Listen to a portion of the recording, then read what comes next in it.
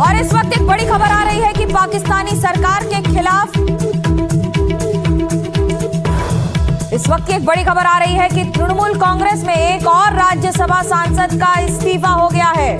TMC को एक और बड़ा झटका लगा है। तृणमूल कांग्रेस में लगातार फूट और टूट होती नजर आ रही है। एक और राज्यसभा सांसद का इस्तीफा, एक के बाद एक, अब तक 2 इस्तीफे हो चुके हैं। अभी और कुछ इस्तीफे होने की संभावना बताई जा रही थी। सूत्र बता रहे थे कि लगातार हो सकता है कि लोकसभा में तो जिस तरह से टूट हुई है, लेकिन राज्यसभा में भी एक के बाद एक इसी तरह से झटके लगते नजर आ रहे हैं।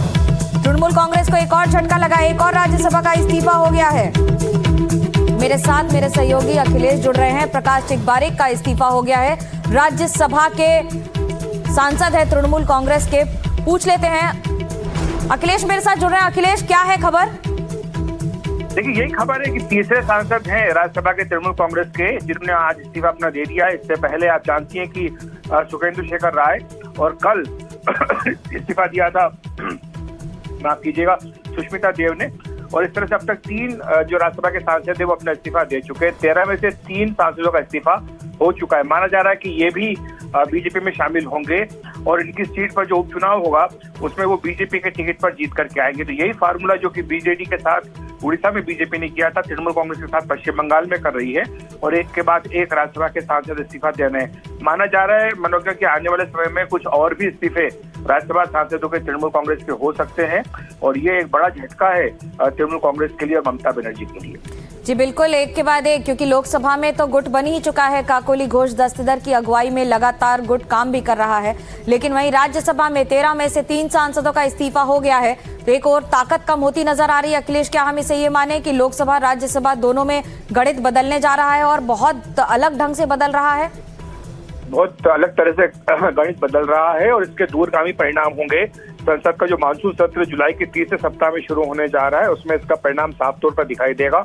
माना जा रहा है कि एनडीए 2/3 बहुमत की ओर बढ़ रहा है और टीएमसी का जो बागी गुट है उसका समर्थन मिलने से संख्या और ज्यादा मजबूत होगी। इसी के चलते जो 2 महत्वपूर्ण विधेयक हैं, सरकार उनको मानसून सत्र में ला सकती है, जो कि डिलिमिटेशन से, महिला आरक्षण से जुड़े हुए हैं, साथ ही एक देश एक चुनाव से जुड़े हुए हैं। इनको सरकार पुश कर सकती है संसद के मानसून सत्र में। लोकसभा में 20 से भी अधिक सांसद जो टीएमसी के, वो अपने एक अलग गुट बनाने की बात कर रहे हैं और कहेंगे स्पीकर से कि उनको मान्यता अलग से दी जाए, और इसी तरह से राज्यसभा में भी एक एक करके जो संख्या है वो टीएमसी की कम हो रही है। क्या तृणमूल कांग्रेस और कांग्रेस में किसी तरह का समन्वय होने की संभावना है? पिछले 2 दिनों से ये अटकलें चल रही हैं। जब से ममता बनर्जी आई थी इंडिया ब्लॉक की बैठक के लिए, वो रुक गई थी यहाँ पर।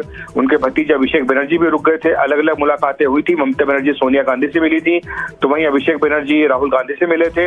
हालांकि उसके बाद जो अटकलें लगी थी मर्जर को लेकर, कांग्रेस ने पूरी तरह से खंडन कर दिया। जयराम रमेश जो कि कांग्रेस के महासचिव हैं, उन्होंने स्पष्ट तौर पर कहा कि इस तरह की अटकलें बिल्कुल बेबुनियाद है, कोई मर्जर नहीं होने जा रहा है। लेकिन इसके बावजूद भी कहा जा रहा है कि चूंकि ममता बनर्जी अपने आप को बहुत कमजोर पा रही हैं, इस बड़ी हार के बाद जिस तरह से उनकी पार्टी बिखराव के कगार पर पहुंच गई है, उसके बाद माना जा रहा है कि वो अपनी ताकत को फिर से मजबूत करने के लिए कांग्रेस से हाथ मिलाएंगे। तो ये औपचारिक गठबंधन हो सकता है या फिर विलय की संभावना भी चल रही है।